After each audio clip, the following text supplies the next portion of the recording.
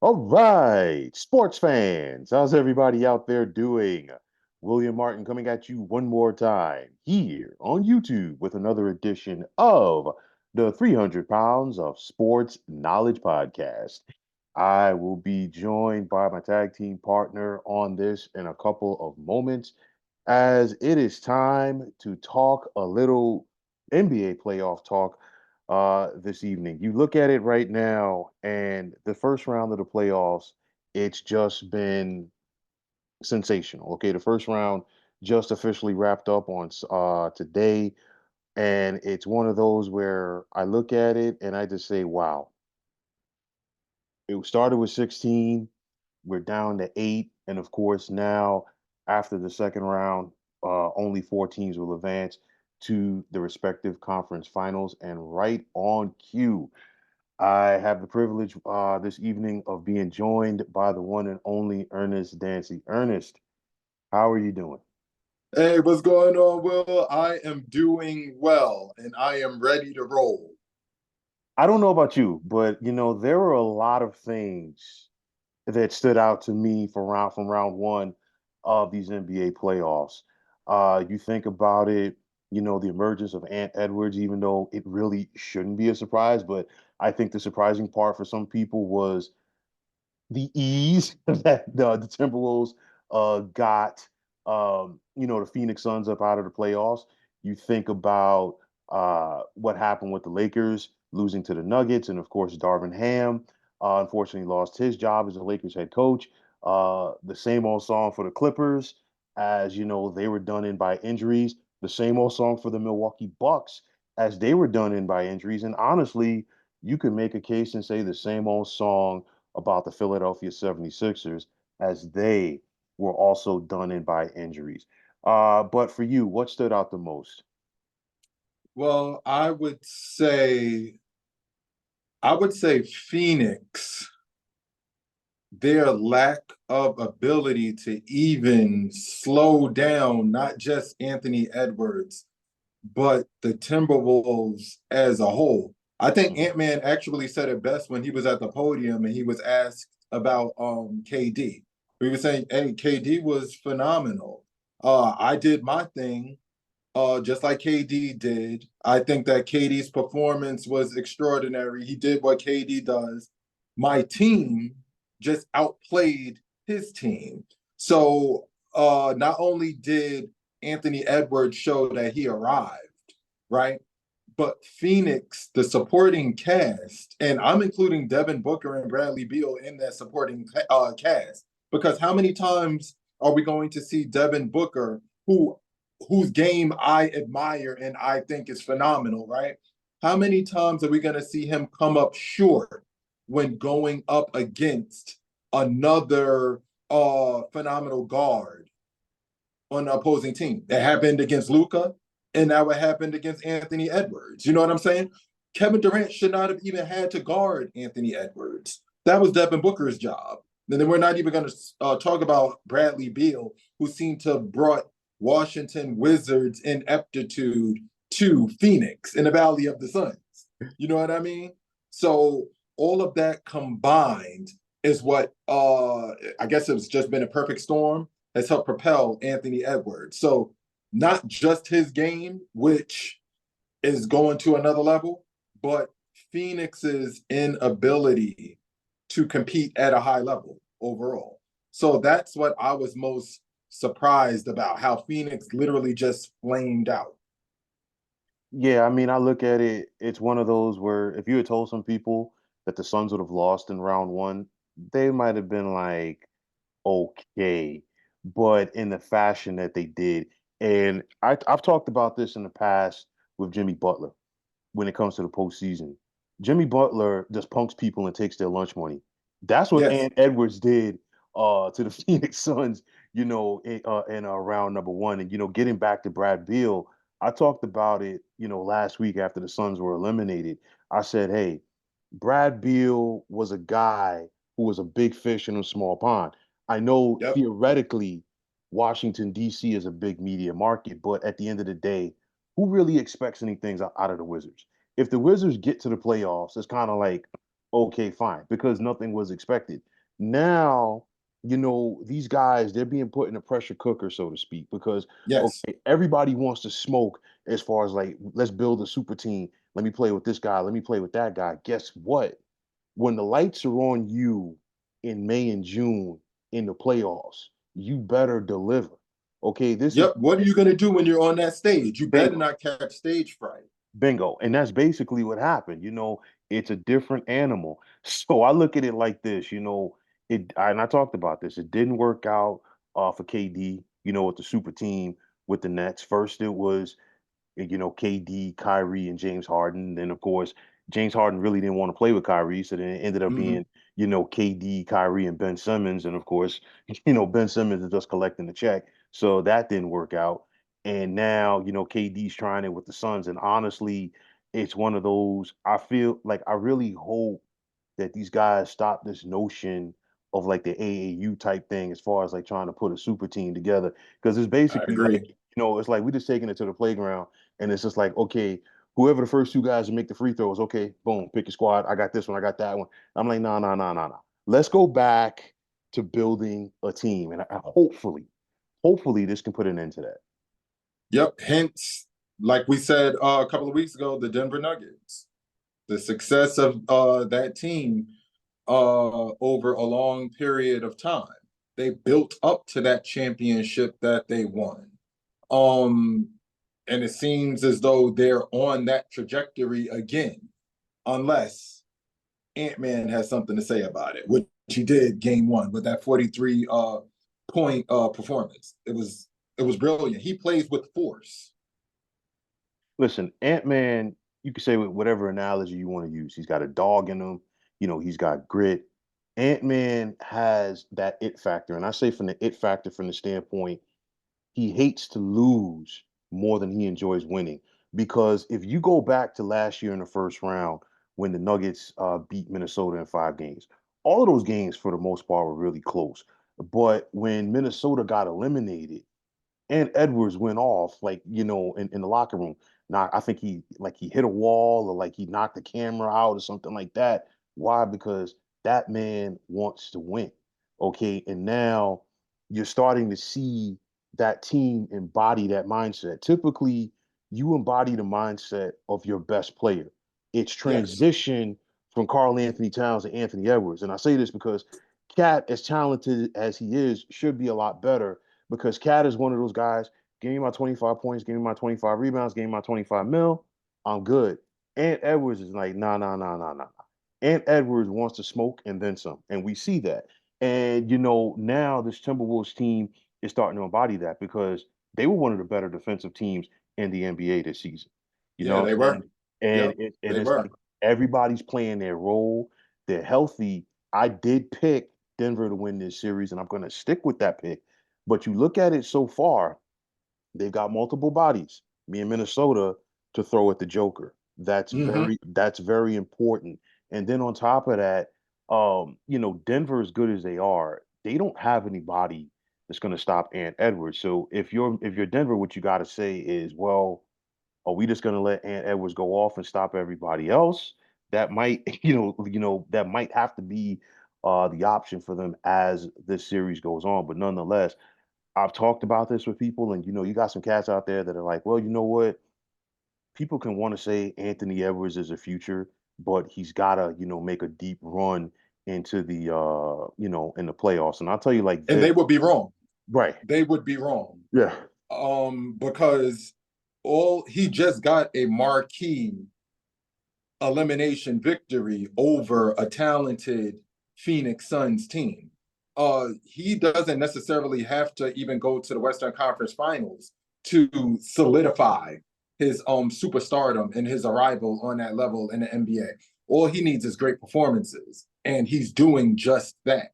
I mean, it started in the summertime and it just carried over. All he has to do is kick ass and take names. Like that's all he has to do. And that's what he's doing. Mm-hmm. Yep. Yep. And that is what he's doing. Listen, I mean, at the end of the day, the playoffs are where legends are born. And we're seeing it right now with this young man. I think back to it because it was 30 years ago, game 5 of the 94 Eastern Conference Finals. after that game, everybody knew who Reggie Miller was. you know, Yes. and it's like, you gotta, what can you do on the big stage? For me personally, I respected, I just thought Kobe was like bait playing off of Shaq until game four of the 2000 finals when Shaq fouled out. And I was like, okay, the Lakers, there's no way they're winning this game.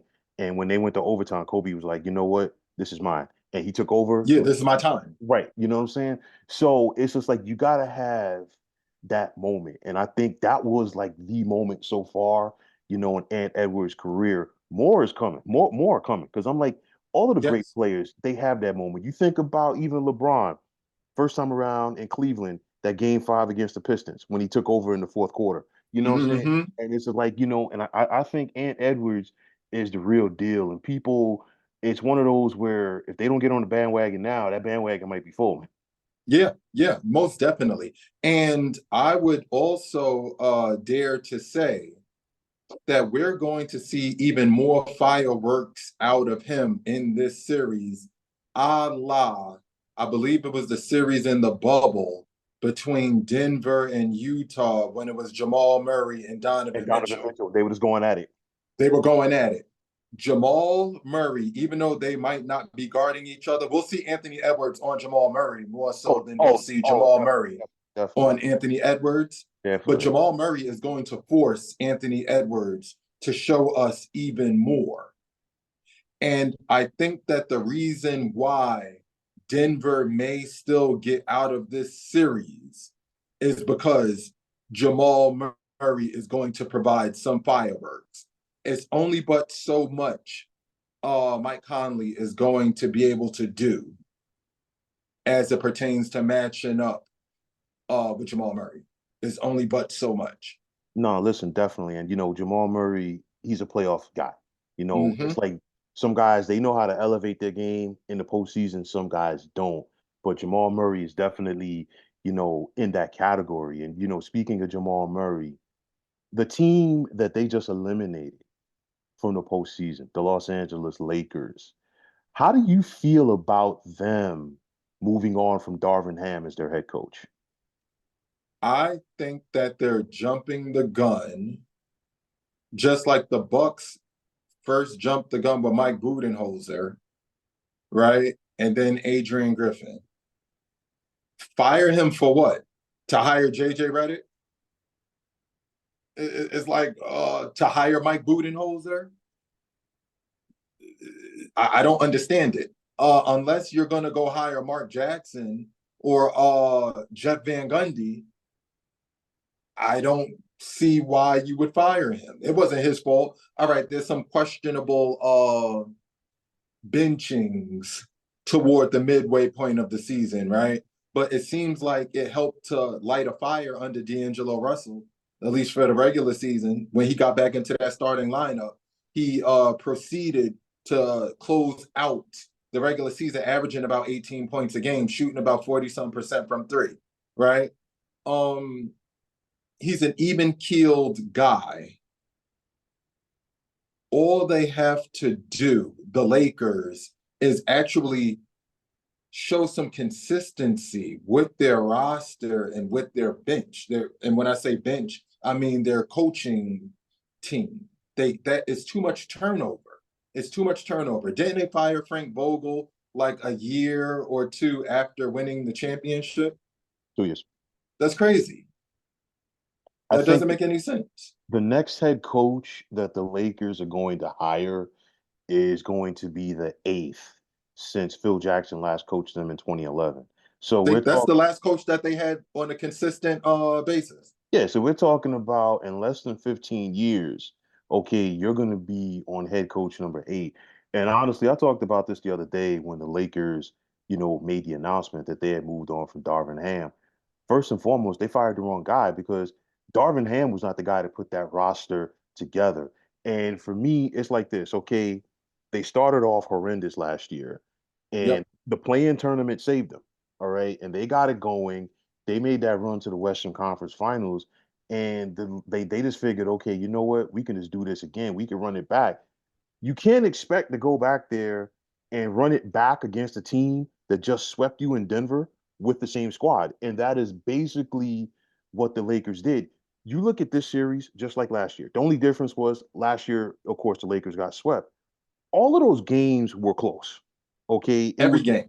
right. It was a play here. It was a play there that got Denver over the hump.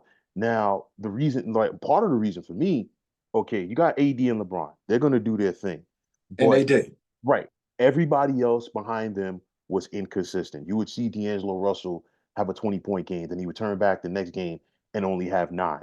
That's not How going about only have zero? Remember, that one too. game he had zero. He Right. didn't even score. That's not going to get it done against Denver. So like I'm blaming Rob Pelinka on this. You know what I'm saying? First and foremost. Then the other thing for me is it's like where's the accountability? Because I feel like this organization just threw Darvin Ham under the bus. And I'm like, the man just got you to the Western Conference Finals last year. Mm-hmm. And the other thing for me, I think we might have talked about this before. Some teams are not a good matchup for you. Denver is not a good matchup for the Lakers. Correct. They don't have anybody to stop the Joker. At least when they were in the bubble and the Lakers beat them in 2020, they had different bodies to throw at the Joker. You had Dwight Howard, you had Mm-hmm. McGee, and then you said still had Anthony Davis. Now you're asking Anthony Davis to guard the Joker and still come back and give you And 30. score. Right. You know what I'm saying? It's like Which he did. he did. Which He he did. actually did. The He did. difference was, all right, nobody we know Michael Porter Jr. is talented. All Definitely. right. But how much did he average in that series? MPJ or AD? And yeah, Michael Porter Jr. How much did he average in that series? Off the top of my head, I'm not sure, but I do believe that every starter on Denver did average in double figures. I like Yeah, he averaged 20 something. Hold on, okay. because that's important. Let's see how much Michael Porter Jr. averaged in that series. I want to say it was above 22 points per game. I Mm, want to say, let's see, when did they play last? First round series. I want to say it was definitely between 22 and 25 points per game, though, mhm. is what I want to say. Players, bear with me. Okay. Because, I got it right here. okay, Michael Porter Jr. averaged 22 3.3 points per game. The only starter for Denver that did not average in double figures in that series was KCP, and that's to be expected because Denver come or on. any team that the KCP plays on, they're not asking him to score double figures. They're asking him to have a defensive presence. Yep, So play D and hit the wide open three. right. So, you're talking about three guys right there that were more than 20 points per game for Denver. Good luck with that because Good luck with that. Good luck with that. And then you have a guy who's similar to Kyrie as it pertains to playing off of a superstar off the ball and exploding right when you need them to explode, especially in crunch time, which is what Jamal Murray does yeah, consistently, like we said, in the playoffs. Consistently. You can count on it. and it's crazy because Darvin Ham's playoff record with the Lakers was 9-12. Eight of those losses came against one team. So basically, omitting Denver, Darvin Ham's playoff record was 9-4, which really isn't bad. And I'll ask anybody, you know, what teams, in the last year plus can say that they've beaten Denver in a playoff series. And honestly, I'll take it a step further. What teams in the last 4 years can say that? Because you figure, okay, the Lakers got them in the Western Conference Finals in 2020. That was after they came back from being down 3-1 in the second round to the Clippers when everybody Mm-hmm. had just written in the Clippers and Lakers for the Western Conference Finals that year. Okay, you come back the next year, and towards the end of that season in 2021, um, Jamal Murray gets hurt, so he's not available for the Nuggets in the playoffs. Okay, and of course, they suffered. And then, in That's 20, damn near like a red shirt year. right. And That's then a gap year. and then in 2022, they didn't have him or Michael Porter Jr. for the entire year. The Joker still got them to the sixth best record in the West, but then they ran into Golden State in the first round. And Golden State just basically said, you know what? We're going to throw everybody at the Joker and leave everybody else alone because we don't fear you no more. Mm-hmm. And of course, Golden State won. And then last year when they were healthy, well, we know what happened. We So, know what happened. for me, it's one of those, to your point, I think this was a panic move, just like it was with Milwaukee. I'll tell you like this, with the names that have been thrown around, Mhm. I don't see any of those guys, in my opinion, as a fit for the Lakers. And if you're telling me, and like I know like people have talked about this, but if they are serious about bringing in JJ Redick as their next head coach, I would just fall out of the chair laughing because it's like to me, it's like in my opinion, all you're doing is bringing in, LeBron's podcast buddy, and it's just That's like, it. and it's basically all you're gonna do is have somebody placate to LeBron. They're definitely gonna go out there and probably bring in Bronny to the fold as well, just so LeBron could play with his son. So at that point, it's clearly, you know what, we don't want to win. It's all We about just want how to keep LeBron happy. exactly. And at this point, I Is mean, it worth it? no, If you're a franchise, is it worth it? it's not because I get from the standpoint that LeBron wants to play with his son. Okay, fine. I think back to when it happened before in baseball. It was about almost 40 years ago now, when Ken Griffey Jr. and Ken Griffey Sr. played together on the Seattle Mariners. But Hmm. there was a narrative that's missing from all of that. Ken Griffey Jr. was nice. We're talking about one of the greatest baseball players ever. And his dad Yup. and his dad was no slouch either. And it's just like, I mean, if you're just doing this bringing in a guy just because he's related to a guy, what difference is that from Giannis having his brother on the Bucks taking up a roster spot? Because at the end, Now, I would go even further and say, though, that this one makes more sense than what the Bucks did, because he's literally wasting a spot. Like, listen, they're paying him NBA money to be a cheerleader. That's that's that's, yes, yeah, that's all they're doing. yeah. I actually wonder why they don't just add him to the coaching staff, because that would make more sense to just add Giannis's bro. What's his name? Thanasis. Right. They should just add Thanasis to the coaching staff. It would make way more sense. He looked like a bodybuilder. He could help with them with strength and conditioning. Like there's other places, you know what I'm saying, where you could put him He could where he could be nobody their would feel slighted. he could be their coach T. Exactly. Listen, Exactly. He would listen, shine. listen, we had to He throw would him in there. shine. We had to throw him in there, man. RIP to a legend, man. Yo, RIP to Coach T, one of the great Yeah. ones. But nah, it's like, listen, that's another team that's in trouble for me as well. You look at the Bucks. I mean, the financial constraints that they have to just a few contracts. Giannis's contract, Dame's contract, Brook Mhm. Lopez's contract, Middleton, Chris Middleton as well. And for who me, played well, who played well in that first round series. He played his butt off and he showed where his worth is. It's like, yo, dude, I didn't lose a step. I can still play this game. It literally was just the injuries. listen, He almost did it, actually. I feel bad for the Bucks. I mean, first of all, the Pacers were a bad matchup because Hmm. you and I talked about this before. Milwaukee struggles with perimeter speed, and the Pacers, those young dudes just ran them off the court. Okay, Yep. and then of course, not having Giannis, not having Dame for the bulk of that series, hurt them. But for me, And having a head coach who can't make adjustments. listen, you and I talked about this before, and I thought it was like reaching for the stars, if you will. you know, as far as you fire Adrian Griffin in the middle of the season and you bring in Doc. And my whole thing is if you want to bring in Doc, fine. Let him start fresh at the beginning of the season because now Yep. everybody's trying to learn on the fly from one another. Head coaches to players, vice versa. And you're not doing anybody, like you're not like there's no positive coming out of that.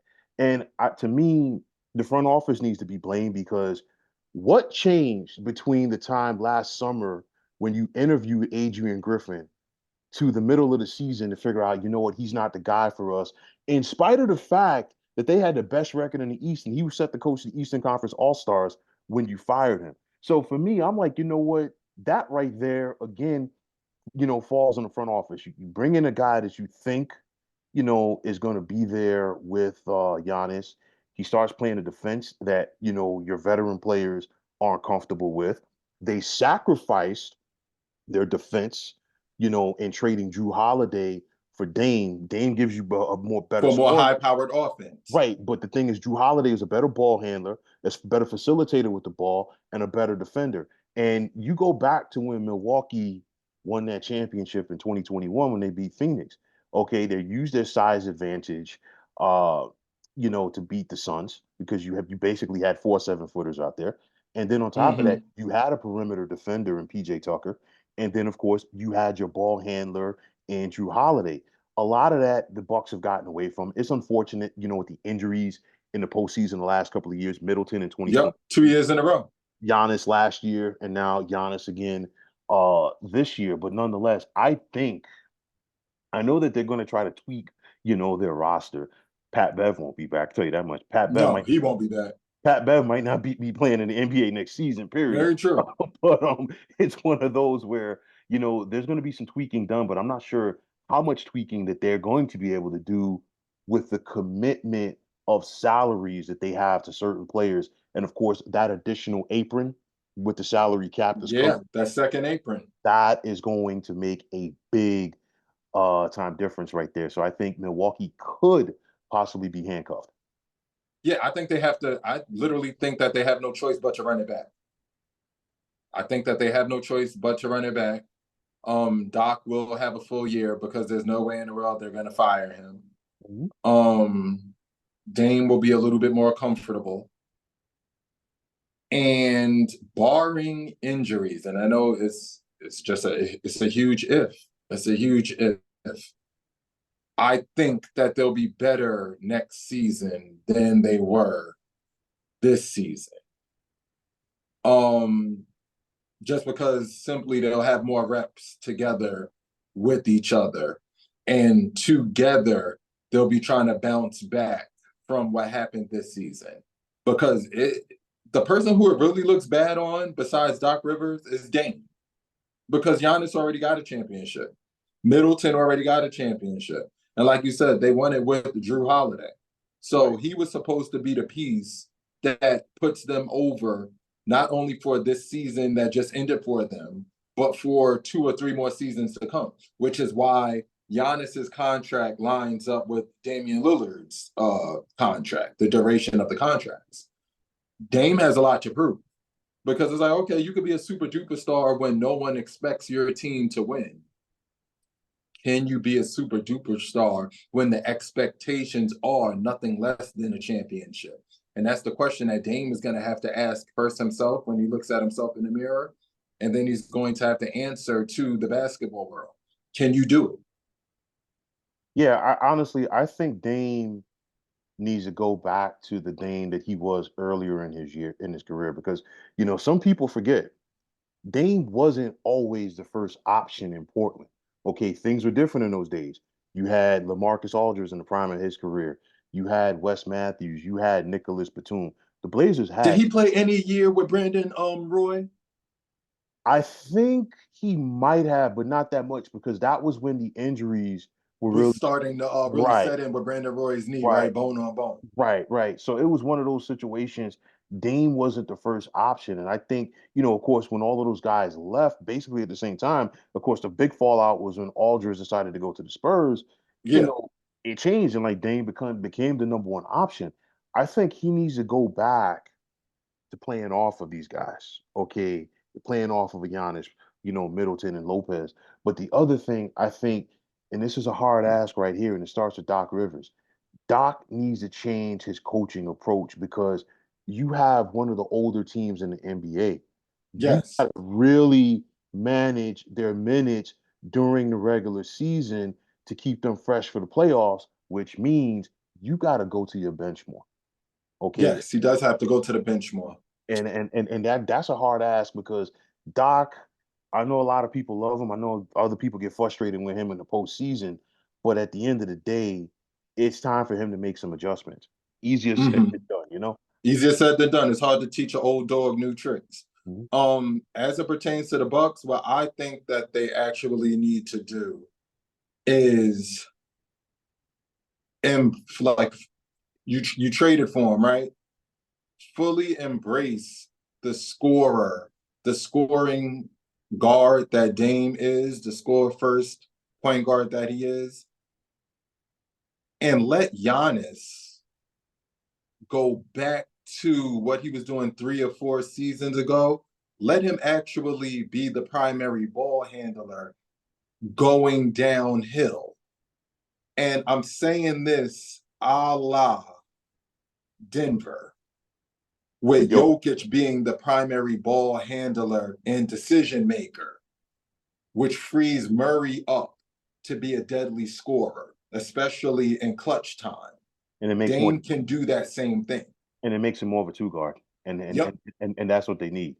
Yep. Because That Dame is a combo guard. right. That's what Dame is. He's an undersized combo guard. Listen, if Dame was 6'6", we would be having this conversation. Exactly. That's the biggest thing to it.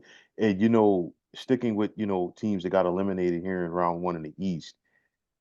I feel for the Sixers because it's the same unfortunate situation with Joel Embiid, and I'm not trying to knock him, okay, because of the injuries, because they're taking away from his career, and it's Mm-hmm. unfortunate because we're talking about a guy, the reigning MVP. No big in the NBA can stop Embiid when he's on his feet. None. Jokic, AD, Giannis, none of them, okay. None of them. But I do like the situation going forward for Philadelphia from the Me standpoint too. that Embiid is the only guy that's under contract for next season, which means Nick Nurse now has a clean slate to bring in his type of guys for his system, Yep. build around Embiid, build around Maxey, because now they have the green light to just basically give Tyrese Maxey the bag, and he's earned it because that brother's going to get his money. You know what Oh, I'm they saying? messed up. They should have gave him an extension last year. They Well, messed up. well, trust me, he's about to get paid. Yep. Max. And Yep. it's one of those where, but now you have the opportunity to go out there and really change the narrative for this team. So I think, I've been saying this for the last couple of years. I really think Embiid would really help his situation if he dropped like maybe 15, 20 pounds and just came in, Yeah. just a little bit fresher. Okay. And it just came in a little leaner for endurance and then like to take some stress off of those knees. You know what I'm saying? Because it's one of those, he's having knee issues. Eventually it's going to be the feet and the back, for the big man, Yeah. in the NBA. So you do that, they're going to give Maxi the bag. And now you have an opportunity to put the pieces around him. And we saw what Embiid could be. The man was out there playing on one leg. He also And was was still killing. dealing with the Bell's palsy, which is no joke as Yep. well. And Tyrese Maxey showed what he can do. And honestly, we talk about Ben Simmons stealing money. Tobias Harris, okay, the Fed should be knocking on his door like about 4 or 5 in the At his morning. door. Okay, for what he did with Philly, and it's amazing because Philly chose the wrong guys. They basically chose Ben Simmons and And Tobias Tobias Harris. over Jimmy Butler and who they had. And of course, Yep. Jimmy went to Miami and he's gotten to the finals twice. So it's like, Philly has to sit back and be like, man, what could have been? But This maybe dude scored 0 points in the closeout game. Yeah, nothing. 0 points, Tobias Harris. And honestly, that sums up his career with the Sixers. Yes. You know, Yes. And where's Tobias Harris from? Tobias Harris is from Long Island, right? Long Island, yeah. It's hard to believe this is a New Yorker, um, just literally not giving his all. Like and he always has ample opportunity to do so and to be assertive. He's making a choice not to. It's crazy. But moving forward, that contract is going to only be beneficial to Philly, finally getting that up off their books, because that's a lot of money. That's going to give them, like you said, a lot of rope to go out there and sign a really good free agent to fit that team. I would re-sign Kelly Oubre. I would Definitely. re-sign Kyle Lowry. Definitely. I would re-sign Nick Batum. Now you got your vets, you got your veteran situation straight, Mhm. or the people that you can really depend on. I would go after a Paul George. Um, who else would be a good fit for Philly? I think Paul George would just be a perfect fit for Philly. Um, it would have to be another wing in like that Paul George mold. Right. But I would Pascal Siakam is up for an extension this summer, right? Mm-hmm. Now I know he's very comfortable with the Pacers, and he's looking very good with the Pacers too. Mm-hmm. Nick Nurse was his former coach. That is correct. I would be putting in my bid to try to steal Pascal from the Pacers if I'm Philly. Well, just to piggyback of what you said, I think Kyle Lowry, to me, I think is a no-brainer because Mm-hmm. he's a Philly guy. He played at Villanova. You know, he's home, so to speak. You know Yep. what I'm saying? Maybe, he gets he gives them the hometown discount. Plus, we're talking about a guy that's in his late 30s. You know what I'm saying? Yes. His best years are ahead of him, or behind him, excuse me. Behind him. Mm-hmm. But then he played with Nick Nurse. They won a championship together in Toronto. So maybe it's easy to keep him around because you know what? You need that veteran point guard, to show these cats what the system is. Kelly Exactly. Kelly Oubre, I think, was, we've seen Kelly Oubre play for different teams in the NBA. Mm-hmm. I think Philadelphia was a perfect spot for him. And Yep. I think I could see Kelly Oubre leaving just for the simple fact if somebody goes out there and offers him more money.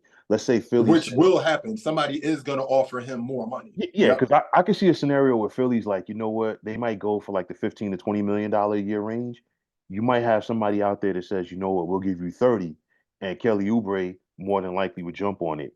Tyrese Maxey's a done deal. Like you said, Yep. they should have taken care of him when they could have, because it's going to cost Mm-hmm. them more money right now. Paul George, I think, is a long shot because from what I'm hearing, the Clippers are going to give him an extension. Okay. Or they at least they're going to offer it to him. And it's one of those where the team that you're currently with, they have the opportunity to offer you more money Mm-hmm. than anybody else out there.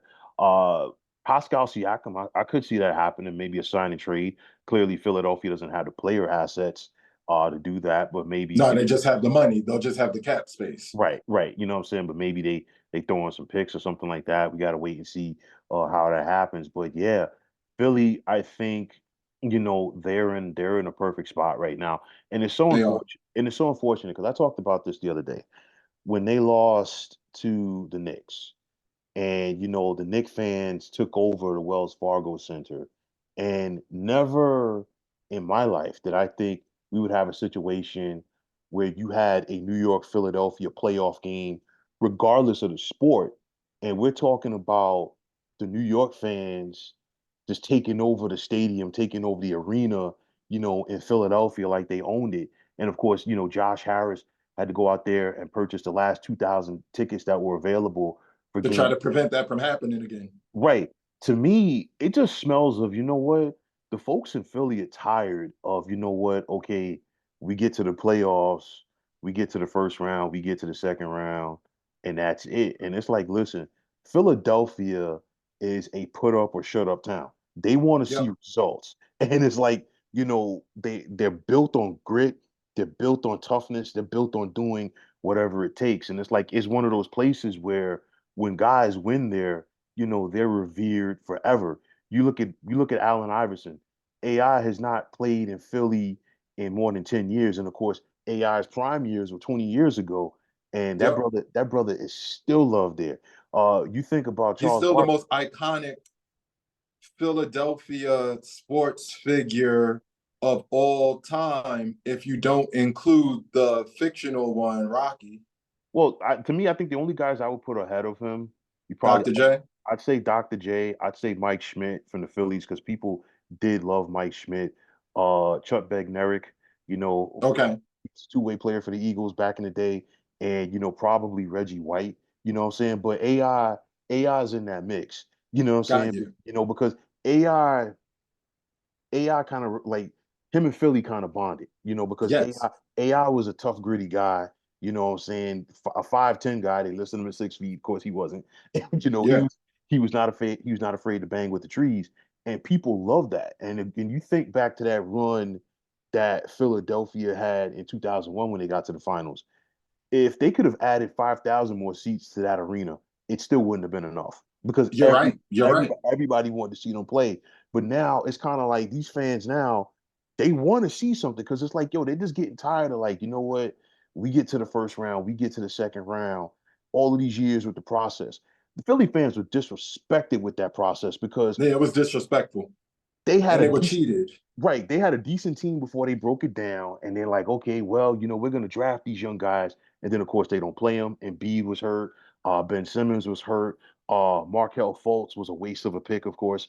And Yeah, now, you think back, they looked like they were turning the corner in 2019. They lost on that tough shot by Kawhi in Game 7. and then they let Jimmy Butler, somebody who fits the Philadelphia as a town, fits their ethos. He embodies it perfectly. They let him walk. Listen, That was crazy. if they had re-signed Jimmy Butler, okay, there is no I cannot you cannot make me believe that Philly does not at They would have least had one. get They to the would have got finals. one. At the very least, they're in the finals at least once. And then, of course, the moves that you make or don't make always show up at the wrong time. The right time Mm-hmm. for somebody else, the wrong time for you. I think back to 2021, okay, Game 7 in the semis against Atlanta, okay, and that was basically the beginning of the end for Ben Simmons when I think it was Trey Young who was guarding him in the post and he passed it back out. And of course, Mm-hmm. Doc got pissed off about it in his post game and B threw him under the bus. And of course, Ben Simmons took it personal. But I'm like, dude, you're 6'11. You got somebody 6'2 guarding you. You need to go to work. And, Philly, James Harden did what James Harden always does in the playoffs after they made the trade for him. And now Yep. you've gotten a broken down and beat again. So I could totally understand where the fans are coming from and saying, like, hey, you know what? Bro, we not feeling this vibe. Y'all get to the conference finals, y'all get to the NBA Then we'll finals. talk. Exactly. Then we'll talk. So speaking of the different small forwards that Philly could target in the offseason, and we were talking about Paul George, and we were talking about the extension that the Clippers probably will offer him. Well, they're definitely going to offer him an extension. As whether or not he's going to take it, which I don't think he should, because Paul George is 33 now. I don't think he should take that extension. Kawhi Leonard will be hurt again next year at the worst time. Uh, what do you think about the Clippers? I think the Clippers are in no man's land, and the reason is this. Now they're going to have to pay Ty Lue, and they're going to have to pay Ty Lue more than what they probably wanted to. Why? Because the Lakers want him. So, Yep, and it's like Steve Ballmer, the billionaire who has an ego, okay, and having an ego is not a bad thing. You think as he should. He right? should have an ego. Right. You think he's really going to sit back there when he's trying to get from under the Lakers' shadow and And say, let Jeannie Buss get Tyler. exactly. No, no, no way in the world. So he's got to do it for that. Then on top of that, you figure the Clippers are about to go into their new arena. So you have Yep. to go out there and have stars to sell your product. So it's one of those where, you know what? He's going to go out there and he's going to offer Paul George the extension. I think Paul George takes it because Paul George is looking at the money. Then speaking of extensions, James Harden. I feel like they're probably going to go out there and try to re-sign James Harden. They'll probably be trying to bid against themselves because at this point of James That's Harden's exactly what career, they'll be doing. I don't see anybody else, okay, out there who's going to be willing to give James Harden the type of money that he wants, Well, especially I do. I do. okay. I actually think just like the biggest threat to the Clippers for a Ty Lue's services is the Lakers. But this also goes back to earlier this year. I thought that the Lakers should have traded D'Angelo Russell for James Harden, is what I thought they should have actually have done with Philly. James Harden would fit perfectly with the Lakers for one last run. If that's what they wanted, if they want to double down and give it one last run, I think James Harden would fit perfectly with the Lakers. I don't know if they can afford him or not, but I think he would fit perfectly there. And that also gets me to thinking defensively, I mean, you're going to have your issues. And when you're going against Denver, Denver is going to find holes in anybody's defense, right? Maybe they hire Mike D'Antoni. You talking about the Lakers? Maybe Talking you about the need an offensive genius who's just going to say, you know what? For this last run, we're just going to throw everything, including the kitchen sink, at the competition offensively. Because it hasn't been working when y'all try to go the defensive route the last 2, 3 years, right? Mhm. Let's go this route. And that's if, hypothetically, they go after James Harden and they get him. Realistically, I think that Paul George walks. I think that he actually goes back to the Pacers. Because that would be the perfect spot for him. And now they're ready for him. They're ready for the player that Paul George is, right? And you got the perfect point guard for him, especially if they keep Siakam at the 4. Miles Right. Turner is doing a hell of a job. Finally, after all of these years, the past 2.5 years, he's become the player that he should have been 3 or 4 years ago. I think the Pacers would be the perfect spot for Paul George as a homecoming. The Pacers or OKC, but I think the Pacers are more likely. And then I think that makes the Clippers have to re-sign James Harden because you need 2 stars. Definitely.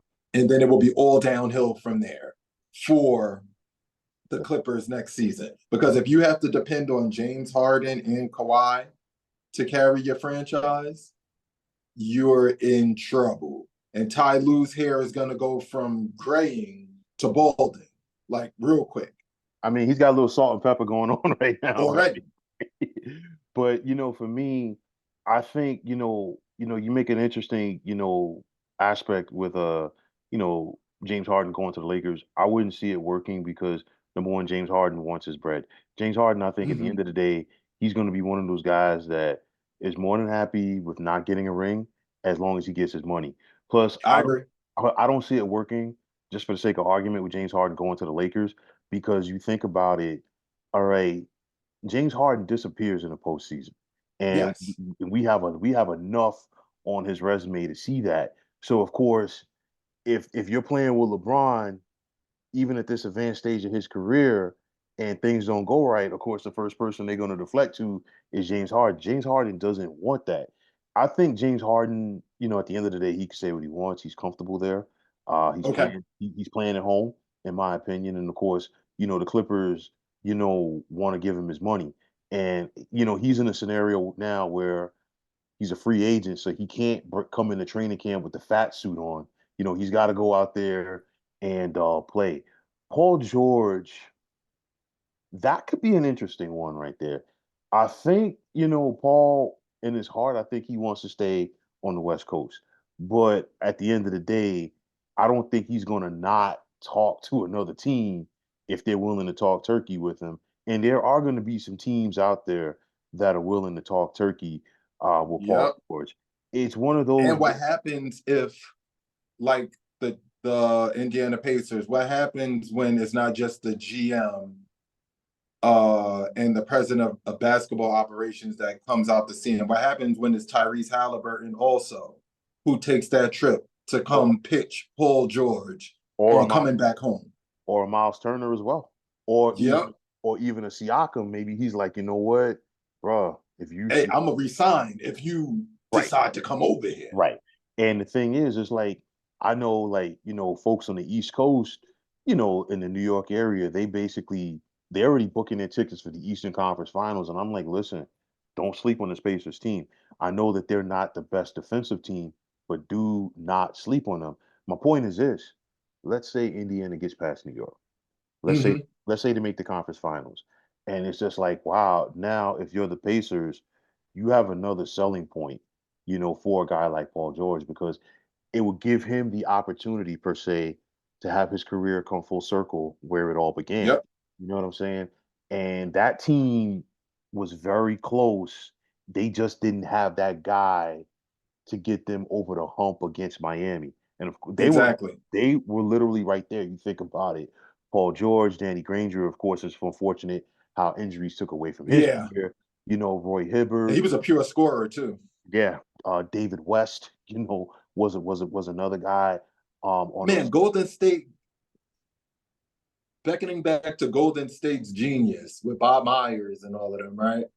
They got players during their run at just the right time. They got David West at one point Yeah, and won they that had championship. It's David West, David Lee, Harrison Barnes, Andrew Bogut, Sean Livingston, Andre Iguodala. Iguodala, Hey, Leandro Barbosa. yes, Festus Ezeli. Yeah, the list goes on, man. Right. Yeah. But getting back to Paul George, he's going to be a very wanted guy this summer. The Oh, Clippers, and by Golden State. yeah, Golden State is going to go after Paul George. yeah. So it's one of those for me. The Clippers are in limbo, but at the end of the day, I think you're probably going to see, some of the same cast of characters back. And it's unfortunate because, Steve Ballmer, to me, he reminds me of Mark Cuban from the standpoint that, Yeah, what, he's willing to spend the coin and he's going to do whatever it takes to try to go out there and win. This Clippers unit, I think their best chance to win was 2020 in the bubble, and it didn't work partially because most of those guys didn't even want to be there. yeah, they didn't Okay, want to be there. That's what Lou and Williams said. right, and then we saw them have to like basically fight, scrap, and claw to come back against Dallas, who had them in round one with Luca, and they came back and won that series, and then they were up 3-1 on Denver, and everybody thought, okay, they're gonna go out there and face the Lakers in the Western Conference Finals, which is what everybody wanted to see, and then Which of did course, not pan out. no, because And there's no reason for it to not have panned out, except for like what you just stated. They didn't want to be there, no, and it's and it like was obvious. and that was their best team because you had a healthy Kawhi, you Yeah, had Paul George, you had one yeah. of Lou Williams coming off that bench. Lou Williams, you had one of the Morris twins on that squad. Like it's slipping me mentally as far as who else is on that team. But to me, I thought that was their best chance. And then of course that led to Doc, being let go, by Mm-hmm. Steve Ballmer. And then of course, ever since then, it's the injuries. We got a glimpse of what they could have been last year in the playoffs when they won that first game at Phoenix, of course, and Yep. and then Paul George got hurt after that. They didn't have Kawhi, and then of course they lost the next four. And then again this year, it's like, No, they had Kawhi. They had Kawhi and they had Russ. and then Paul George got hurt. Paul George was out. Remember, he Right, was out already. They were trying to hold it down until he got back, and right, then Kawhi got hurt. So right, it was only Russ. right. And you look at this year, they won game one at home, and then Dallas made the adjustments. And for me, it was shocking in the Clippers loss. Okay, we saw them start off strong in game four. Paul George could not miss in that first Yep. half in game four. And then, they held off that Dallas rally. Dallas had all the momentum going. And then it was Paul George and James Harden coming down to the end of the game that won it for the Clippers. And I'm like, Yeah, okay, they started executing and right. converting. They won game four. You're going back to your arena. I'm like, okay, I like the Clippers' chances. And then they got embarrassed. Okay. Because they started out flat. It's like, how do y'all start out flat? It was baffling to me. Yeah. And it was like Dallas was like, okay, fine, we're going to show you. Ran right over them. And then Dallas made sure to keep their foot on the throttle. They closed them out in Dallas. And to me, I didn't think it was going to work. And I give them credit because it's like, you know what? Luca and Kyrie, they're going to be our scorers. But credit to this Dallas front office for basically saying, you know what? We're gonna put guys around Luca and Kyrie that don't need the ball in their hands to be effective. And so far, it's worked for the Mavericks in the playoffs. PJ Washington and Gafford. Yeah. And remember, even before they made that trade deadline move, they had signed Dennis Jones. That's his name, Uh, Derek uh, Jones Jr. Derrick They Jones Jr. signed him in You, the you, offseason you got as him. that long, athletic defensive wing who can play 3 and 4. You got him. They're gonna miss Maxi Kleber at some point. He's out. Mm-hmm. He's out with that shoulder injury, and that's the AC joint. That's nothing to play around with. Maybe they can get him back if they get to the Western Conference Finals. They probably have to play with one of those harnesses, you Yeah. know. But it's one of those where like Dallas is a matchup nightmare because you have two scorers in Luka and Kyrie, but the other thing for me with Luka and Kyrie, they're not afraid of the big stage. And at all, the bigger the stage, the better that they play. That's very especially Kyrie. yeah, yeah. And like that's why I'm really looking forward to this series that they're gonna have with the Thunder because it's like OKC, for as young as they are, they did not get tested in against New Orleans because At it's all. it's At kind of all. it's kind of like once Zion went out, it was That like was it. that was it. And it was like And this was Brandon Ingram's chance. He really underperformed. yeah, and that was unfortunate because New Orleans has the talent, and then they, like you said, they just didn't show up. So now I want to see how OKC is going to look against Dallas because Dallas is a different beast. And like you said, their defense has now been ramped up. And now it's like Kyrie and Luca are playing D, and they're playing hard on defense.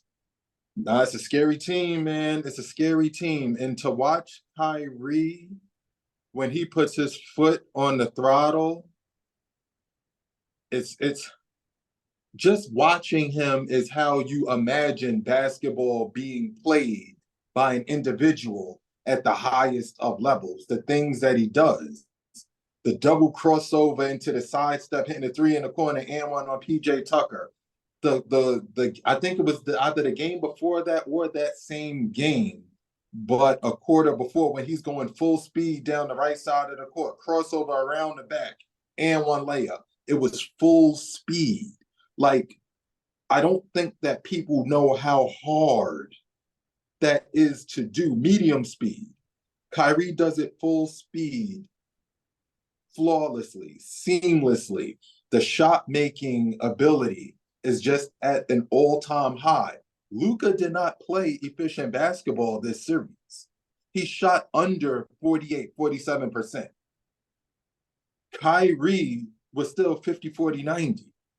And that's most of the time starting off slow and still ending the game 50, 40, 90 and scoring the majority of his points in the second half of each of these games. I think only one game he had below 17. It was ridiculous. And I think that was game 4 when, like you said, they put their foot on the Clippers' necks from the beginning. Game 4, and right? Was Oh, it game yeah, no, 4? game Game five. 5. When Mhm. they put their foot on the Clippers' necks from the beginning, Kyrie didn't have to go off. It was just like, oh, we're just going to cruise to this victory because they're not even putting up a fight. Listen, I know people who know his family, and the thing is like, granted, Kyrie is not a guy that was born in New York City per se, Born in but Australia. right, but he has that New York City point guard type game. The only difference is, unlike most New York City point guards, he can score. And that's Well, not that he can score because New York City point guards can score. It's that he can shoot. His 3-point yeah, yeah, accuracy is on par with the Lillards and the Steph Currys. The accuracy is on par with theirs. So right. he has the handle. He could get to the basket. He can jump when he wants to, surprisingly, because Kyrie doesn't seem athletic, but he's caught the most dunks this season than I've seen him catch the past 5 seasons combined. It's the actual 3-point accuracy, whether it's catch and shoot or off the dribble, but especially catch and shoot, which benefits him when he's playing with a superstar. Hence why it works so well with LeBron. Hence why Durant wanted to play with him. Hence why it's working so well with Luka now. I haven't honestly, I haven't seen Kyrie this locked in. Probably since that year that he won a championship with the Cavs back in towards that 2016. You In the know, Olympics, right. And for me, I'm gonna use a football comparison right here. I liken Kyrie to Randy Moss, and I say this okay. because Randy Moss was an immensely talented wide receiver, but Randy Moss always didn't play hard. But when he did, okay, it was a sight to behold. That's the same I thing. heard he was like one of the closest things to Jerry Rice. Yeah, it was like Randy Moss was one of those guys. Basically, Randy Moss ran one route, but you couldn't stop it. It was deep, and because he was so fast and big. And with Kyrie, it's one of those where when he is focused and when he is dialed in, just get out of his way. It didn't work with the Can't be Celtics. stopped. No, it didn't work with the Celtics.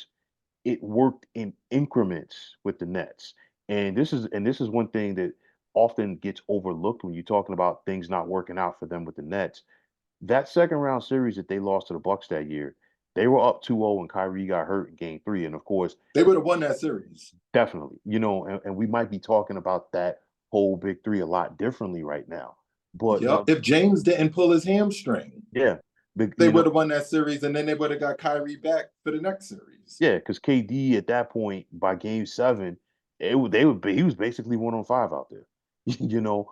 But like, That's the last time we saw KD at the top of his powers. yeah, and it's one of those where with Kyrie, when he's dialed in, okay, just get out of his way. And I think right now, again, you've got two guys.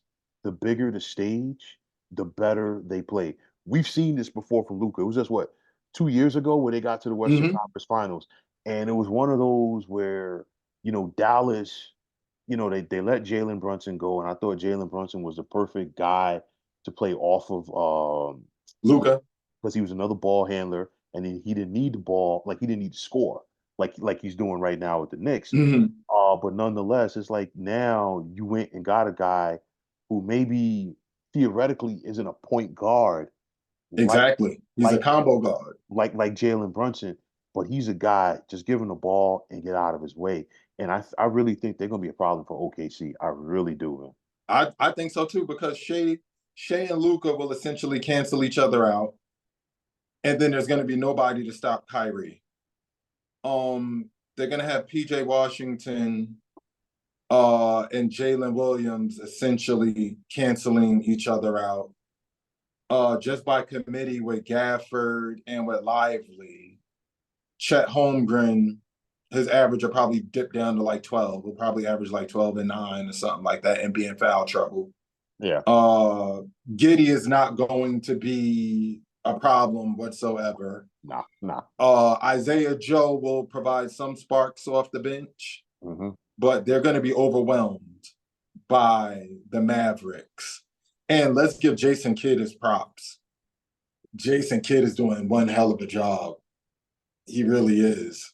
Yeah, it's one of those where, that like to me, I've never really been a fan of giving ex players a head coaching job right away. I feel like, you know what, maybe take a couple of years as an assistant.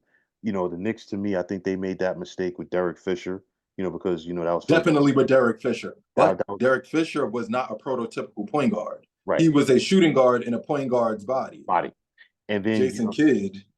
right. And then you think about J Kidd with that Nets team, and it was like to me, the expectations for that Nets team at that time, because you figured that was when they were going all in, bringing in a washed up Paul Pierce and Kevin Garnett with Darren. Mm-hmm. It to me, it wasn't a fit. He went to With Milwaukee Darren Williams, and Deron Williams Joe eating too Johnson. many cheeseburgers, Right, right. with Joe Johnson Yeah, not embrace. Oh my nah. God. Yeah, With and Joe Johnson not ever really embracing how good he actually no, was. no, and then you think about it. J Kidd went to Milwaukee after that. He was one of Giannis's first coaches. They got him to the play. They got to the playoffs once, but then something was missing. And I think that time being with the Lakers as an assistant coach, now like you have to grow as a coach, just like how you have to grow as a player. Yeah, And it's yes. just, and I think it's somebody where, you know, I think J Kidd is somebody who Luca respects and Luca can gravitate to because granted, Luca is a much better scorer than Jason Kidd was, but then you think about Jason Kidd. Jason Kidd was a triple double machine, and Mm-hmm. it was always like 14 or 15 points, 12 assists, 12, 13 rebounds. So like Luca can gravitate to him on that. But then on top of that, J Kidd was a big guard. J Kidd was like 6'4", Yep. 6'5", Exactly. playing point guard. So, you got Luke out there who's 6'7", 6'8", so he can relate to J Kidd in that Yep. aspect. And so I think that's why it's working. And then, like you said before, Dallas is focusing on the defensive end of the floor. And this time of year, it doesn't matter what you can do at the offensive end. If you can't stop anybody, it's not going to matter. And like you brought up a tremendous point a couple of minutes ago. You're talking about Luca and Kyrie now playing D. That's coaching. Because if you're J Kidd and you have the ability to get guys who are really not known for what they do at the defensive end of the floor to buy in, that is huge for the It's Dallas Mavericks. huge. It's huge. It's huge. And like Kyrie said in a couple of his interviews, post-game interviews, he said, listen, I know how special I am. And I'm playing with somebody in the backcourt that is super special, right? I get to concentrate on defense. We all know I can score. My next step is to be able to get stops, empower my teammates. When he was talking like that, it was like, yo, Kyrie's seeing the game. It's like the Matrix now. Like he's now seeing the code. He's not seeing it the way other people are seeing the game. He's seeing the lines of code now. And you can see him picking his spots. You can see him sometimes D'ing up full court. It's beautiful basketball, uh, is what it is that Kyrie is playing, and then Luca is being Luca, and you have these young boys with Lively, Gafford, PJ Washington. You just have them filling a role and trusting their superstar vets, and their superstar vets just giving them confidence. Like, yo, if you guys just do your jobs, we're going to get to the promised land, and we're going to get close to it. We're going to get damn close to it. We're going to be a problem. I can tell you that for sure. And see, I like it. And, it's kind of like basically what you talked about in your work, in the last couple of days. The new era is here. Okay, Yep. because we're talking about the Joker. The Joker already has one championship, and his Nuggets are still in contention. We're talking about Ant-Man. Ant-Man is the real deal. This is an opportunity for Shea Gilgeous-Alexander, you know, to be on a playoff stage, and wouldn't the Clippers love to have that trade over again? Yep. Yep. To reverse that. Yeah, Yep. you know what I mean. Um, The you know, Knicks. the Knicks with Jalen Brunson, Tyrese. Jalen Brunson, DiVincenzo, Josh Hart. I don't think Hartenstein is 30 yet. Right, right, They're a young team. They're an right. extremely young team. Tyrese Halliburton with the Pacers. Jalen Brown and Jason Tatum with the Celtics. You Yep. know, the new era is here. You know what I'm saying? We It's kind of here. we kind of like saw, Kobe and Duncan and Dirk and those guys segue. Of course, Michael Jordan, during the 90s, Karl Yeah, Malone, guys moving on. And now it's these guys' time. And I'm like, you know what? I think, it's great for basketball because it's like, we've seen some of the young Lions take the old Lions out in these playoffs. I mean, De'Aaron Fox, granted, Sacramento, unfortunately was bit by the injury bug at the wrong time. hmm But but they got Golden State up out of there exactly. Denver did it again with the Lakers. Minnesota did it to with the Phoenix. Suns Right, against the Suns. right. Now we're seeing these young boys come up. And the thing that I like from these youngsters, and it's one of those where it kind of goes against the grain. These kids are hungry because Yeah. you see some of these guys. They get to the NBA and the lights are too bright for them. Some of them they're just content with being in the NBA. hmm These young guys that we're talking about, no, they want to hold that trophy. You know what I'm Yep. saying? And that I think that right there makes for a better playoff product for the league. I agree. And one other thing was actually two other things I want to touch on, but one thing, and I wanted to get your thoughts on this. Okay. I heard some of the talking heads on TV talking about this, and after the Knicks got the best of the Sixers in round one, some people out there are saying, Jalen Brunson could be the best Nick ever, and to me, I have a They said problem. the best Nick ever. Yeah, and to me, I have a problem with that because I feel like the younger generation and these guys that are saying this are like younger than us. It's like they don't have any respect for the generations that played before them because it's like if they didn't see it firsthand, it doesn't matter to them. I'm like, Hmm. listen, I saw Patrick Ewing play multiple times, firsthand. You have your Willis Reeds, you have your Clyde Frazier's, you have your Dick Barnett's. The Knicks have a lot of Your history. Earl the Pearl Monroes. Exactly, your Clyde Frazier's. The Knicks have a lot of history. And I'm like, A lot. Jalen Brunson, okay, you've gotten to the second round now twice. And I'm not trying to disrespect the guy because he is fit with the Knicks like a glove, and I understand. Perfectly. I get it. Perfectly. The folks in New York, they want something to gravitate to with their Knickerbockers because they've been down for so long. But I'm like, listen, to put Jalen Brunson in that category, I think it's disrespectful to him, and I also And think unfair to him.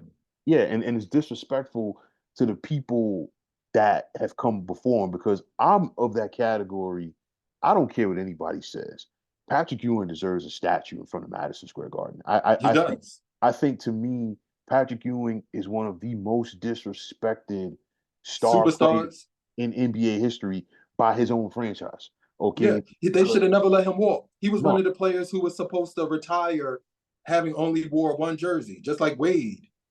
That was crazy. yeah, Miami. I was surprised at Pat Riley having Wade wear a Chicago uniform and then and a and then Cleveland Cleveland, Cavaliers uniform. yeah, That was crazy. yeah. And it's like at least Pat Riley was able to save face at the end because they did bring Dwayne Wade Him back. back. And they But it's said, I made a mistake. He said, I made a mistake.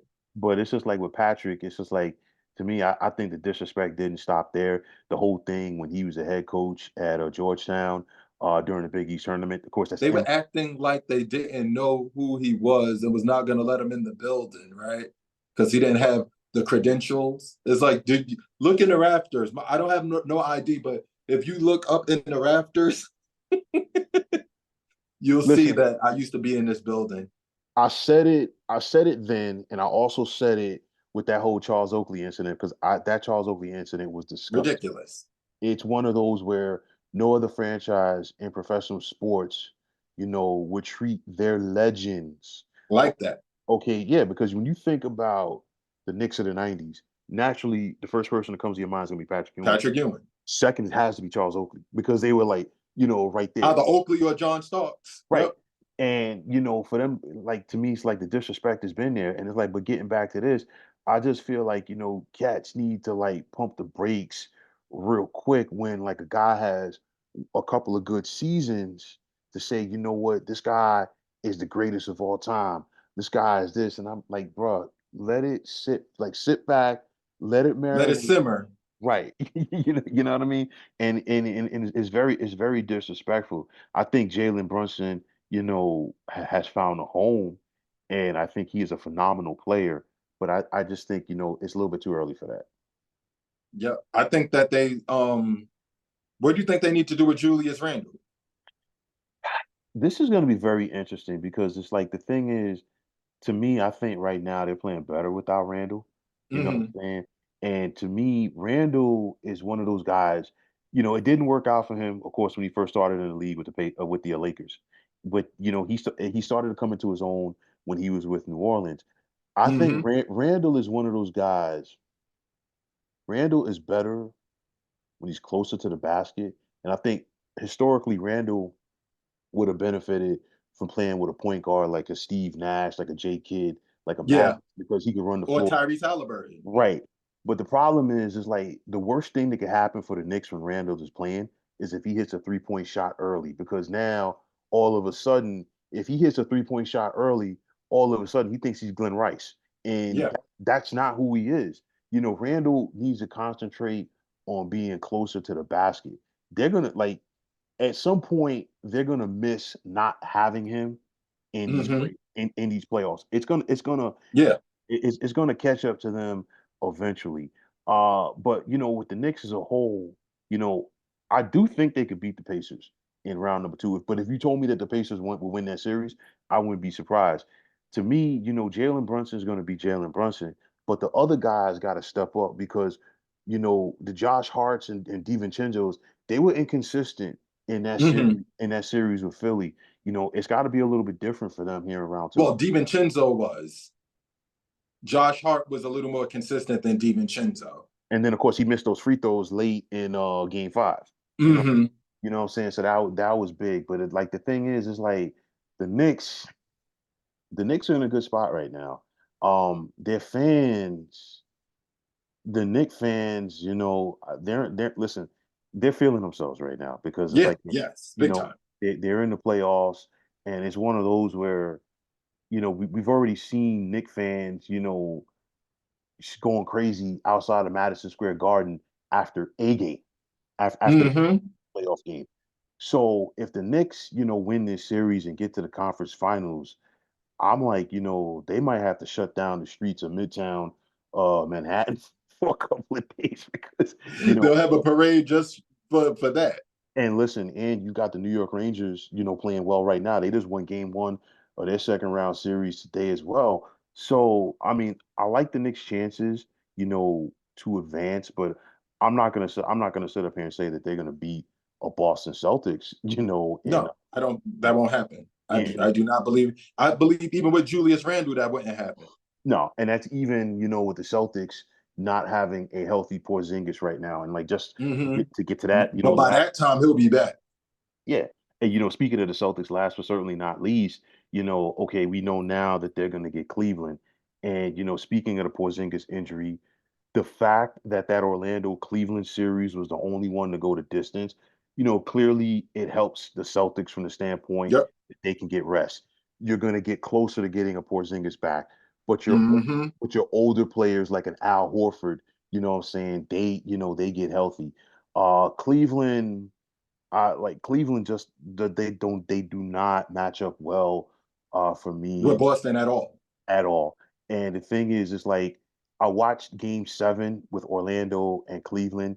To me, it just looked like Orlando ran out of gas, both mentally and physically, because Yep.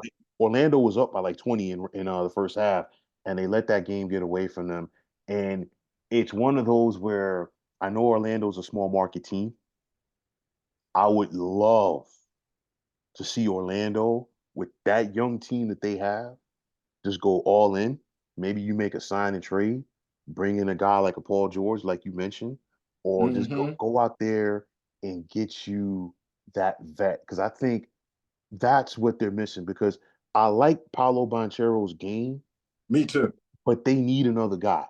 They need And a point guard. yeah, so like I'm really going to be interested to see what they do, and hopefully they don't make the same mistake that OKC made, because I felt like when Kyle Lowry was out there, I thought Mm-hmm. that he would have been the perfect team to go to OKC, because it's one of those where you need that veteran guard who's kind of been there and done that to kind of take control. Maybe even if he doesn't play a lot of minutes, but They he need Malcolm Brogdon then. right. And he was out there because basically he was Mm-hmm. languishing in Portland all season long. Yeah. Yep. Nobody went after him. And it was crazy because it would have only behooved Portland to give. You're not going to win. Number one, No, right? no. Give all of the minutes to Scoot. Give Scoot all of the minutes. Why did they go after Malcolm Brogdon? Give him all of the minutes. That's what they should have did. Yeah, it's just that right there was just baffling to me. But I do think, man, I mean round two technically has started because we had Denver, Mm-hmm. Minnesota on Saturday night. But to me, listen, listen, I can't wait to see that series play out. I really want to see OKC and Dallas, and then I want to see. I'm really looking forward to Indiana, New York. For me, it's one of those. I'm kind of like Charles Barkley. Charles Barkley, more often than not, tells the truth. And Charles said, Mm-hmm. the playoffs really don't start until round two, because it's kind of like you weed out the suckers, and Yeah. now the games really intensify more and more. And now we're gonna see who's gonna dig down a little bit deeper to try to go out there and get to the respective conference finals. Yep. Donovan Mitchell gonna average about 35. He averaged 28 this past series. Mhm. I think he's gonna up that to about 35. I just don't, and I like Darius Garland. Don't get me wrong. I really like his game. I think injuries hurt him this season. he's going to be extremely ineffective against Derek White and Drew Holiday. He's going to be extremely ineffective. Karis LeVert is going to be I'm not going to say he's going to be inconsistent, but his accuracy is going to be lacking. You know what I'm saying? He's not going to shoot well from the field, but he's going to have to put up a lot of shots off that bench just to try to help Donovan Mitchell even remotely keep pace. And They don't see, have no defenders to guard Jaylen Brown. and then Jared Allen missed the second half of that series against That Orlando. hurts them. That's big right there. That's big. That is big. That's big. That's why, even though Paolo was really good and he's getting better and better, that made life a little bit easier for him to only have to worry about Evan Mobley. And with that Orlando team, right? How about if LeVar Ball gets LaMelo to Orlando? Now, I do not think Charlotte's new ownership will allow that because you need a ticket draw, and that boy is exciting and he's good. I hope his ankles heal up and solidify like Steph Curry's did, because Steph had a lot of ankle problems, remember, in the beginning. So hopefully LaMelo will be all right. LaMelo on that Orlando team would be crazy. You know, LaMelo is one of those guys, wrong guy on the wrong organization, because it's one of those looking back on it to that draft. You know, Golden State to me, first of all, they wasted a They pick. should have took him. They wasted a pick with James Wiseman. And Yup. I'm like, can you imagine if you had LaMelo now with Steph, and not just LaMelo with Steph, but you got LaMelo in a winning organization, Yep. an organization that knows what it takes. And those guys are going to push LaMelo in practice to make him even better than what he is right now. And Big mistake. right, Big mistake. you know what I'm saying? So, like, that would, like, just for the sake of argument, you know, it would be interesting. I don't, I don't see it happening because I mean, first of all, Me either. talking about making a trade within your own division. You know what I'm saying? Not even your own conference, your own How division. many years does Melo have left? Uh, Two? I think Melo had just gotten that new deal. Uh, Oh. So not this might have been the first year of that new deal, huh? Yeah, because that was not too long before you know, Michael Jordan had given up the majority ownership. Yeah, Uh, that was this year that he gave that up. yeah, so So yeah, I think last year might have been the first year of yeah, his deal. yeah. So I Oh, mean, he probably got like three left on that. and you know, speaking of that Orlando series, does Donovan Mitchell sign long term with Cleveland, or does he look to go someplace else?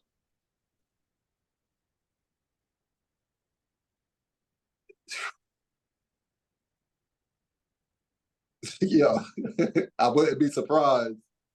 All right, Popovich signed on for 5 more years, right? With the Mm-hmm. Spurs. Mm-hmm. If you're the Spurs, your target should be first Trae Young, right? DeJounte Murray, if you could get him back. So either one of those two. They definitely are going to break that backcourt up. And They the have to. success that They have Atlanta to. was having, they have to. They They have to. have to. And DeJounte Murray already showed that he can work well with Atlanta without Trae Young when Trae Young was hurt. Right. So number one target for the Spurs should be Trae Young, then DeJounte Murray. I would not be surprised if Pop went after Donovan Mitchell. Well, the Spurs are in a very interesting spot, and this is like the thing that gives you an idea that the West is only going to get tougher because you know the Spurs they're going to have a top five pick more often than not, more likely than not. Mm-hmm. You know when the lottery is announced, Which they don't need. right?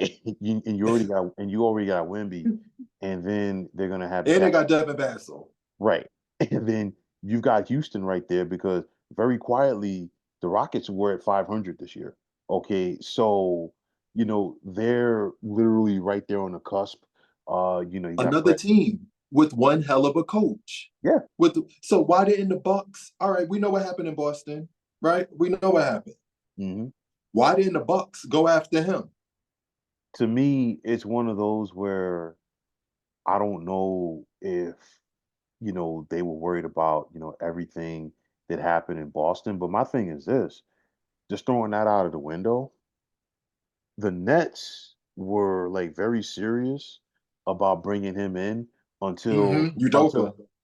like the PR backlash in New York City, after that. So they kind of backed off. Maybe, Milwaukee, got scared off by that. But the Rockets, they have themselves an owner in Tillman Fertitta.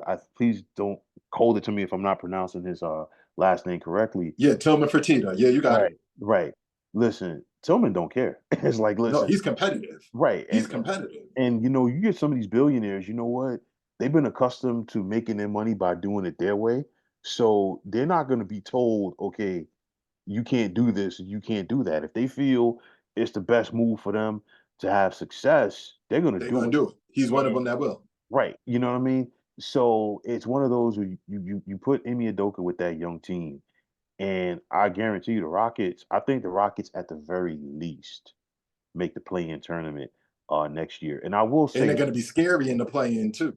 right, and I will say this because I'm still not a fan of the play-in tournament. You know what I'm saying? Because I feel like No? I like hear me out though. Okay, all Hear right. me out because I'm from the old Because I'm school a big fan of it. because I'm a I'm a, huge fan of it. I'm from the old school. I like, what, you have 82 games to kind of, get yourself right, Mm-hmm. in order to show that you're a playoff team. But I will say this, towards the end of the season, it is making guys play harder. You know what I'm saying? Extremely competitive. Right. You know what I'm saying? So it's one of those where from that aspect, it's working. And if you're Emi Udoka coming in the training camp, like this fall, you can sit back and say, listen, guys, we were right there. We were Literally, right there. literally, I think they finished like what, two, maybe They three games. had a couple of missteps the last 5 games, and Golden Right, State executed the right, last 5 games. right. And and Mm-hmm. and that was the only difference. So if you're the Rockets, now you got to go out there and say, hey, you know what? What do we have to do just to get over that hump? Because even if you make the play-in tournament as a 10 seed, your season's not done. Okay, you You're just in the postseason. you You got to made win. the postseason. You got to win two games, albeit on the road. But if you go out Who there and cares? you handle your business for two games, listen, Yep.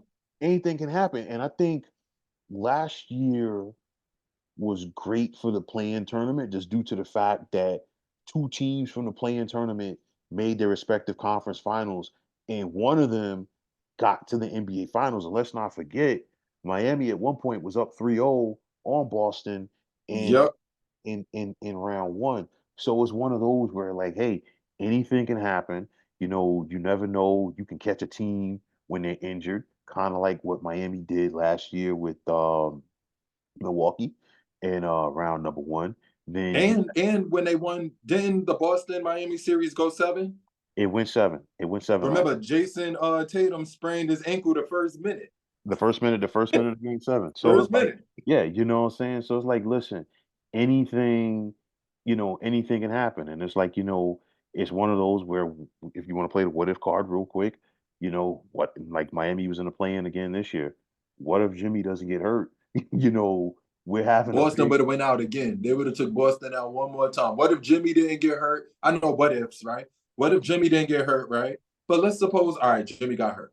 Suppose they had Terry Rozier. They didn't have either one of them. right. So they had Tyler Hero as the main ball handler, And right? you had Jaime Jaquez, and then And he was hurt. He right, got hurt in that series. yeah. So basically, they were going with Nikola Jovic, they were going with Tyler Hero, And um, bam, and Bam is like, Caleb Martin gave them nothing. I don't know no, what happened between last season and this season with Caleb Martin, but it was a huge drop off. oh, listen, I can tell you exactly what happened. Caleb Martin got some money because it's like Yep. basically all of those guys that you saw last year for that run from Miami to the finals, all of those guys were on free agency deals. Yeah. Max Strus, Gabe Vincent, Gabe Vincent. Caleb Martin, all of those Yep. guys. And the So like, only one who had carryover was Max Strus. right, that was it. You know what I'm saying? So, but it's one of those where sometimes, like at the end of the day, you can just throw the seeding out of the door. If somebody is not a good matchup for you, you know what? You have to go out there and exploit it. I think Yep. Boston. I think Boston has to do that. And I think Boston, hopefully, they learned their lesson because they really needed to sweep Miami. They gave Miami a game, okay? Hmm. But the thing is, if I'm Boston, I'm trying to take care of my business against Cleveland early. Why? Because that Knicks Pacers series is going to be a battle. Maybe, Yeah. maybe not in the mode of like what we saw in the '90s when it was kind of like, you know what? If dudes ain't come out of there with literally bleeding, you know what I'm saying?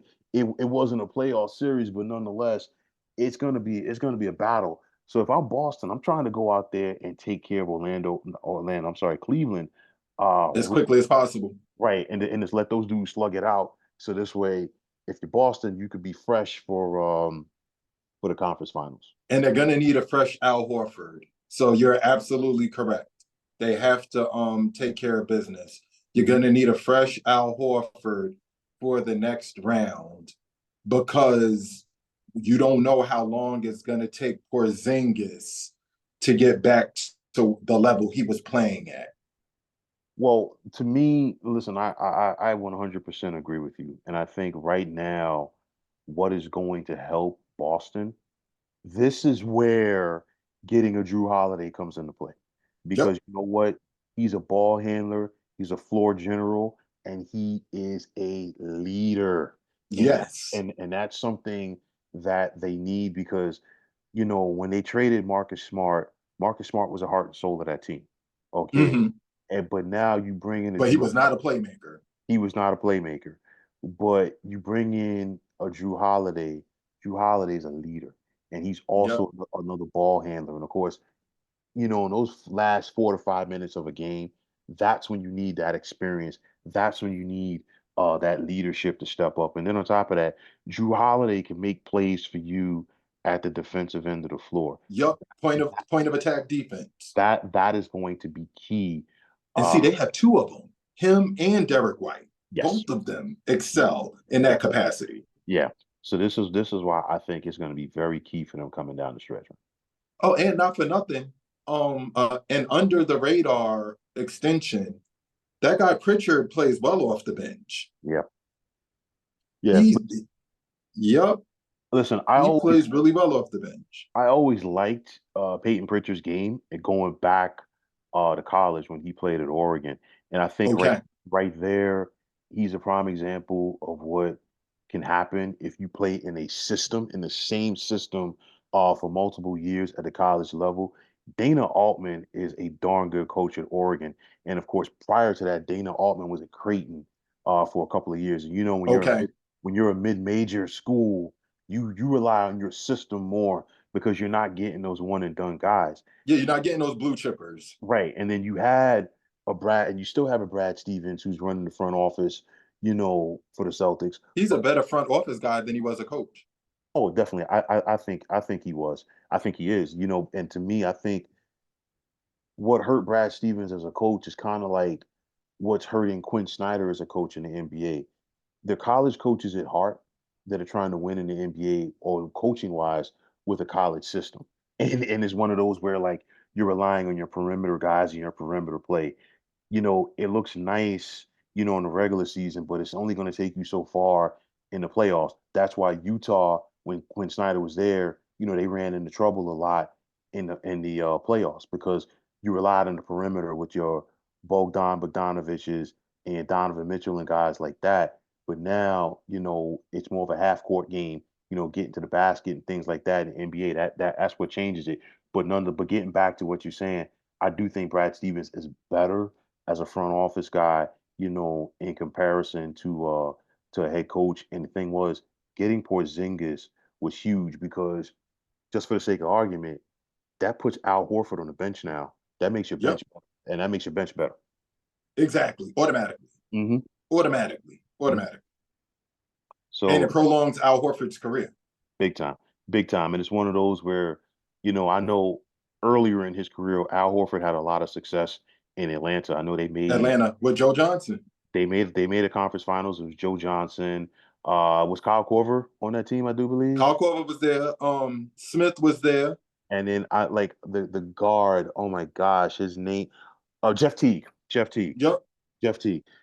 So yeah, but it's like I think this side of his time with Atlanta, the Celtics fit him like a glove. I think it also helps. He's another one. He played in a system at Florida, a successful Mm-hmm. system. For Billy Donovan, of course, with Joakim Noah and Corey Brewer, an unsung Yep. an unsung guy on that Mavericks championship team back in 2011. So I think I know we've seen the Celtics close, a couple of times. Maybe, maybe this is the year. If it is, it's got to be Tatum and Brown, especially Tatum. But maybe the stars are aligning for the Celtics. It's like no Giannis. You didn't Yep. you didn't have to worry about Jimmy Butler. Um, this year when you face Miami, Philly's done. you know, the Cavs are not a good matchup for you from a Cleveland standpoint, and then you're going to get the winner of Indiana and New York in the conference finals. Maybe, It could ultimately be Boston versus either the Timberwolves or the Nuggets. And in which case, right, either way, Boston has no excuses. You have no excuses. Tatum, Brown, right? One of Mhm. y'all better take it upon yourselves to outplay Anthony Edwards because he's definitely going to take it upon himself to destroy both of you. He's going to want you two to take turns guarding him so that he can have a chance at destroying both of them, right? They better have the same mindset. And if it's the Nuggets, you have Porzingis and you have Horford to throw at The Joker. Jokic. See, for me, it's one of those where I think both of those matchups could be intriguing. Uh, to me, if it's Celtics Nuggets, just for the sake of argument, advantage Nuggets because Porzingis is not going to play D on the Joker. The Joker's going to do his thing. But for me, the biggest matchup would potentially be in that series, KCP on Jayson Tatum. And the reason why I bring this up, I might have brought it up before. If you look at Jayson Tatum's numbers historically, when he is guarded by KCP, they are not good. It's like Mm-hmm. it's one of those where Jayson Tatum might get 20 points on 8 or 22 shooting. you know, Got you. we have one of those type nights. And for me, even though Jayson Tatum has a size advantage on an Ant-Man, Ant-Man's gonna dog him. You know what I'm saying? Mm-hmm. So to me, and it's like it It goes will have back to be Jaylen Brown. yeah, and it goes back to what I've been saying for the last couple of years with the Celtics. Jason Tatum and Jaylen Brown are at their best when they're playing the post and they're getting to the basket, but too often they rely on the three-point shot. Yep. That's not their game. And to make it even worse, they rely on a 3-point shot off the dribble.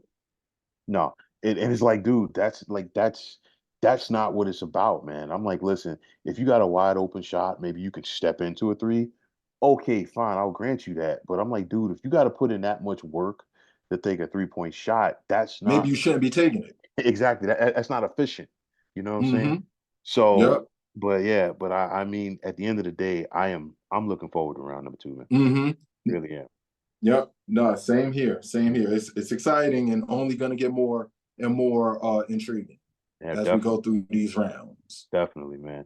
Listen, we covered plenty on this segment, and it's very funny because you would think, okay, you got less teams to talk about now, but again, like we said, as the rounds progress, the intensity, goes up, the importance.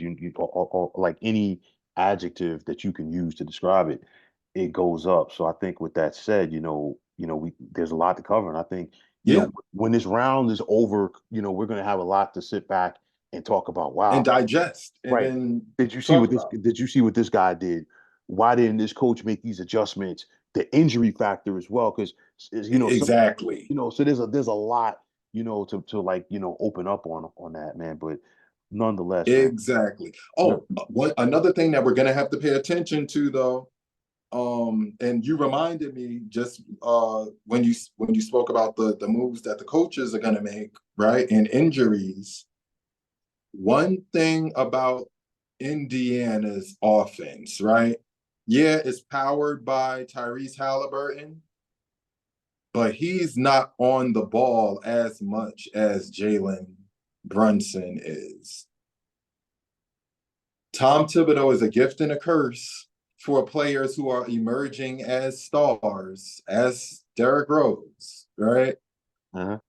Ask Jimmy Butler, who started to have knee problems in both Chicago and with the Timberwolves. Right. They depend on Jalen Brunson literally being on ball for like 75% of the possessions. Like Mm-hmm. he's literally running. If he doesn't have the ball, he's running around to go get the ball.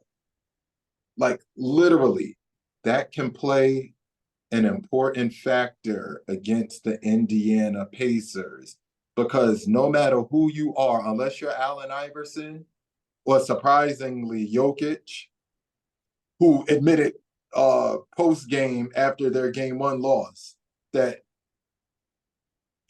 damn near it seems like the solution is they need to copy me. We need two of me to go against the Timberwolves, right? At some point you're gonna wear down. Yeah. And he's Jalen Brunson is 6'2". For all of his brilliance, he's only 6'2". Right. I wouldn't be surprised if by game 3 we start to see the physical fatigue set in because that's a lot of heavy lifting. And like you said, at some point they're going to miss not having Julius Randle. And just to piggyback off of what you just said, the Pacers, they kind of like take a page out of what Indianapolis is most famous for, the Indy 500. Those guys can run. Okay. And the Got thing, you. Yep. and the thing is, Thoroughbreds. right, and the thing is like as the series goes on, will that be a factor? Because it's like, yeah, Indiana was one of the worst defensive teams in the NBA for the entire regular season, but they were also one of the better offensive teams. You One know, of the best. yeah, And they had like the top three. I think they were top three in pace. yeah, and it's one of those where they literally ran Milwaukee off of the floor. Mm-hmm. You know what I'm saying? Phoenix Suns style. Steve Yeah, Nash, Amari Stoudemire, Mike D'Antoni, Phoenix Suns style. right. And it's like if you looked at that series that they just won against the Bucks, I think every game that Indiana won in that series, they scored at least 120 points. You know Mm-hmm. what I'm saying? So that's why I really want to see, how that style, which style wins out. But it's also going to be interesting because you got two veteran coaches. You got Rick Carlisle, who's seen his fair share of playoff action. Of course, he has a Yep. championship on his resume with Dallas. And then, of course, Tom Thibodeau. And for me, Who hangs his hat on defense. but like Tibbs don't make adjustments. He's kind of like Doc Rivers, in that aspect, which kind Remember, of he comes from the Doc Rivers tree. yeah, he was an assistant coach with that Celtics team uh, Yeah. when they won in 2008. You know what I'm saying? So that's going to be very interesting because the playoffs are all about adjustments. You know what I'm Yep. saying? But like you figure by the time game 5 or game 6 comes back, rolls around, you're not going to have the same game plan that you went into game 1 with because Nope. you probably lost at least 2 games at that point. So that's going to be an interesting Yeah. And factor in that Ananobi series. is not stopping um his former teammate, No, Siakam. no. He's not stopping Siakam. And Josh Hart. Josh Hart will try to slow him down, but neither one of them are stopping him. And to your point, because I had talked about this earlier when I talked about Knicks Pacers, I think a factor in the series could be Obi Toppin because to me, Mm-hmm. you know, Obi Toppin was another first round pick by the Knicks By the Knicks. that was not utilized properly because I would argue they should have never even took him. That was a waste of a pick. It was wasteful for him and for them. people forget Obi Toppin came out in 2020. He was the National Player of the Year that year at Dayton. And he would have gone higher if there had been an NCAA tournament that year because usually, that's an opportunity for guys to really show on a national stage what they can do. And Mm-hmm. Dayton's out of the Atlantic 10, so the Atlantic 10, they're not going to get nationally televised games like the ACC or the Big Ten, No, no. like some of those conferences. So I think Obi Toppin would have gone higher. And the thing that I didn't like about Obi Toppin's time with the Knicks, it was kind of like Kevin Knox. You draft a guy, and the way that he plays, but then you try to make him something that he's not. That he's not. And they try to make Obi Toppin a perimeter player.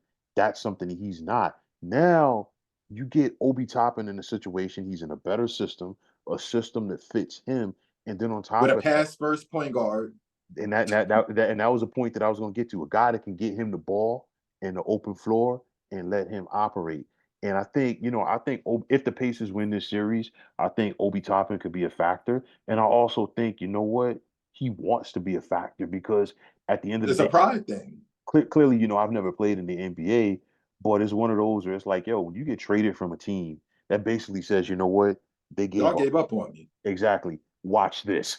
Yep, yep. And another guy who's been playing well off the bench for the Pacers is the little point guard who was part of the process in Philly.